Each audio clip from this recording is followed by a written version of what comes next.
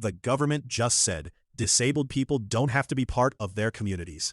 That is not a characterization. That is a direct quote from a law professor who spent years running disability policy at the federal level. This week, the Department of Justice released a memo from its Office of Legal Counsel, arguing that states do not have to provide in-home or community-based care to people with disabilities who need support. This requires context, because the context is everything. For nearly 30 years, since a 1999 Supreme Court case called Olmstead v. LC, the law has been interpreted to require that states provide services to disabled Americans in the most integrated setting appropriate. In short, institutionalization should be a last resort, not a default. The Olmstead decision held that disabled people are valuable members of their communities, that it is unacceptable and dehumanizing to shut disabled people away, and that states have an obligation to provide services that allow disabled people to remain in their communities.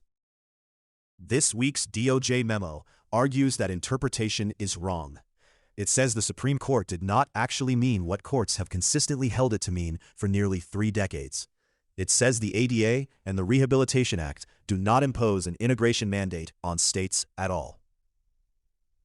Allison Barkoff, a health law professor at George Washington University who led disability law and policy during the Obama and Biden administrations, said, and this is a direct quote, "It is now the position of the United States government that people with disabilities don't have a right to be part of their communities.